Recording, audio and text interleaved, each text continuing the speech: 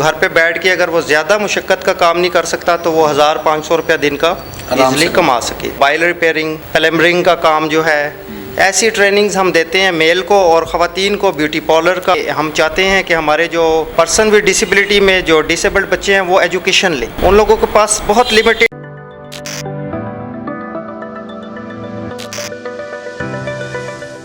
अस्सलाम वालेकुम नाज़रीन, मैं हूं नितल चौधरी और इस वक्त मैं मौजूद हूं म्यू हॉस्पिटल लाहौर में। मेरे साथ डॉक्टर अब्दुल गफ़ार साहब हैं जो कि HOD हैं रिहैबिलिटेशन सेंटर के, और मेरे लेफ़्ट साइड पर मोहम्मद वसीम साहब हैं जो कि प्रोजेक्ट डायरेक्टर हैं RPD के।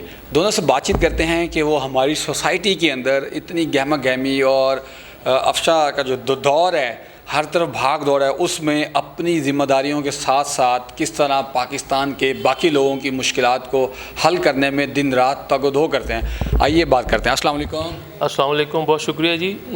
जैसे जैसे अर्बनाइजेशन हो रही है और व्हीकल्स बढ़ रही हैं, वैसे ही एक्सीडेंट भी होते हैं, उसकी वजह से एम्पुटेशंस हो रही हैं, टांगे बाजू काट रहे हैं। और ऐसे लोगों के लिए हम म्यू हॉस्पिटल के अंदर बाजू या टांगे मसनूई अज़ा बनाने का काम करते हैं और उन्हें ये चीज़ें प्रोवाइड करते हैं टाइम पे, और इस तरीके से हम डिसेबिलिटी की मदद कर रहे हैं।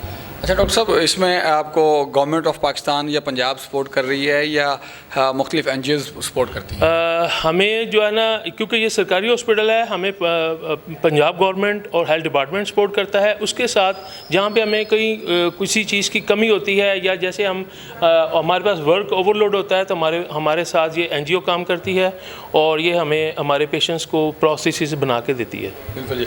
अस्सलाम वालेकुम सर। वालेकुम सलाम। सर आपका बहुत शुक्रिया, अल्हम्दुलिल्लाह सर आपका बहुत शुक्रिया, आप पेशावर से स्पेशल तशरीफ़ लाए और अपने इस प्रोजेक्ट के बारे में हमें इंफॉर्मेशन दे रहे हैं। अच्छा सर, अगर कोई आपसे डायरेक्ट रब्ता करना चाहे या आपके इस NGO से रिलेटेड कोई काम आपसे सीखना चाहे या कुछ सपोर्ट करना चाहे तो कैसे कर सकता है? अच्छा, ये जैसे कि हमारा फेसबुक पेज जो है वो काफ़ी एक्टिव है और इसके अलावा हम लोग अपनी कॉज़ है उसको हाईलाइट करने के लिए काफ़ी कोशिश करते रहते हैं कि डिफरेंट जगहों पे, जैसे हमारे फ्री कैंप्स होते हैं जिसमें हम जाते हैं डिसेबल्ड लोगों को डायग्नोस करने के बाद। अपना जो हमारा एक पेशावर में एक बहुत बड़ा एक सेटअप है जिसमें 40 बेड्स का हॉस्पिटल है, वो वहाँ पर हम रेफ़र कर देते हैं। वहाँ पर जब पेशेंट चला जाता है तो वहाँ पर जाने के बाद उसकी जितनी भी रिहैबिलिटेशन से रिलेटेड चीज़ें हैं, डिपेंड करता है कि उसको किस किस्म की थेरेपी की ज़रूरत है। अगर उसको सिर्फ आर्टिफिशियल लिम्स चाहिए तो वो तो हम वहाँ पे उसको रखते हैं अपने पास, तो उसको फिजियो से रिलेटेड जो चीज़ें हैं वो करवा के तो उसका कास्टिंग का जो प्रोसीजर है वो कंप्लीट करते हैं। उसके बाद हम लिम्ब प्रोवाइड कर देते हैं। लेकिन चूँकि डिसेबिलिटी भी पाकिस्तान में मल्टीपल डिसेबिलिटीज़ पाई जाती हैं। एक्सीडेंटल केसेस में ज़्यादातर हम देख रहे हैं कि हमारे पास एम्पुटेशन पेशेंट आते हैं, जैसे म्यू हॉस्पिटल में अभी केसेस हो रहे हैं। इसी तरह पेशावर के केसेस जो हैं, हम पूरे पाकिस्तान से जितने भी हैं वहीं से बन के फिर आ जाते हैं लोग। तो चूँकि ARPD मल्टी डिसिप्लिनरी प्रोग्राम पे काम कर रहा है, जिसमें हम लोग free physiotherapy, occupational therapy, speech से रिलेटेड जिन पेशेंट्स के मसले होते हैं स्पीच थेरेपी करवाई जाती है वहाँ पर। और थेरेपी के बाद फिर ये होता है कि पेशेंट ने सोसाइटी में जाना है। बिल्कुल सही। जब वो वापस जाता है रिहैब होके तो उसके लिए आगे एक बहुत बड़ा चैलेंज होता है कि वो अब सोसाइटी में सर्वाइव कैसे करेगा। तो उसके लिए सोसाइटी एक्सेप्टेंस लेवल जो है, हाँ, एक प्रोजेक्ट है, उसमें हम लोग इन लोगों को फ्री कोर्सेज करवा रहे हैं। Vocational skills training program. अगर कोई मेल है तो उसको टेलरिंग की ट्रेनिंग दी जा सकती है कि वो घर पे बैठ के अगर वो ज़्यादा मुशक्क़त का काम नहीं कर सकता तो वो 1500 रुपया दिन का ईज़िली कमा सके। फिर इसके अलावा मोबाइल रिपेयरिंग, प्लम्बरिंग का काम जो है, ऐसी ट्रेनिंग्स हम देते हैं मेल को और ख़वातीन को ब्यूटी पार्लर का, और इसके साथ साथ टेलरिंग के काम या जो भी उनसे रिलेटेड ट्रेनिंग्स हैं वो करवाई। फिर इसके साथ साथ हमारा रिहैब डिपार्टमेंट जो पूरा हमारी जो एसोसिएशन है उसमें हमारे मल्टी डिसिप्लिनरी प्रोग्राम में हम चाहते हैं कि हमारे जो पर्सन विद डिसेबिलिटी में जो डिसेबल्ड बच्चे हैं वो एजुकेशन लें। बिल्कुल। ये भी एक बहुत बड़ा चैलेंज है, चूँकि हम इस फील्ड में हमें पता है कि घर से ही नहीं निकाला जाता बच्चे को, या वो ले जा नहीं सकते। उन लोगों के पास बहुत लिमिटेड रिसोर्सेज होते हैं, वो बेचारे 500 रुपया दिन का रिक्शा या टैक्सी नहीं अफोर्ड कर सकते।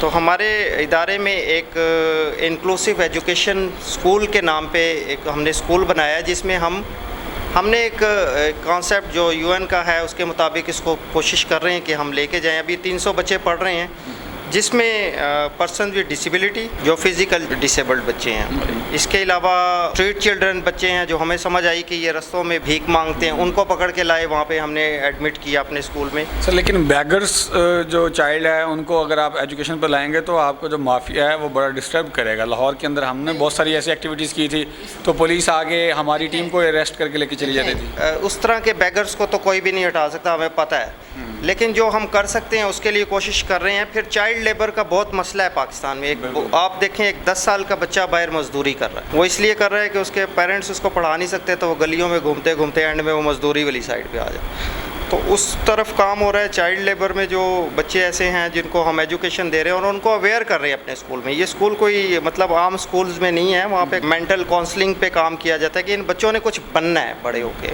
इस तरह के प्रोग्राम्स पे काम कर रहे हैं और थ्रू आउट पाकिस्तान जहाँ पे भी हमें कोई बोलता है कि आप आएँ, यहाँ पे डिसेबिलिटी ज़्यादा है, वहाँ से हम पेशेंट्स को रेफ़र कर देते हैं पेशावर, वहाँ पे रिहैब करते हैं और जितना हो सकता है मैक्सिमम अपनी खिदमात अपने मुल्क के लिए, अपने लोगों के लिए कर रहे हैं। और अल्लाह ताला ऐसे ही रखे।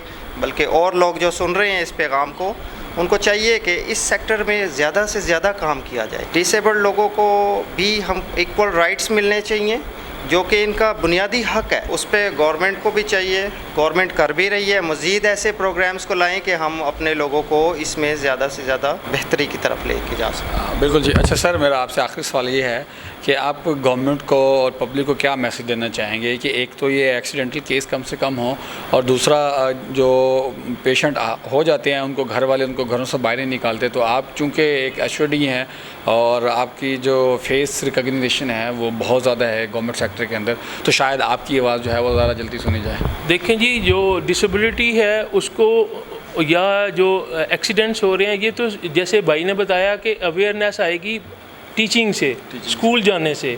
तो मेरा ख्याल है अगर हम एजुकेशन लोगों की इम्प्रूव कर दें तो हमें जो है ना रोड्स के ऊपर भी जो है ना लोग ओबे करते हुए मिलेंगे लॉ को। और इसी तरह जो बच्चे डिसेबल हैं उनको, या चाहे न्यूरोमस्कुलर डिजीज़ से हैं या मेंटल डिजीज़ से हैं, उन्हें वो बाहर निकालेंगे, साईं बना के घर में नहीं रखेंगे, वो बाहर लाएंगे और उनको जो है ना एक मफीज शहरी बनाएंगे।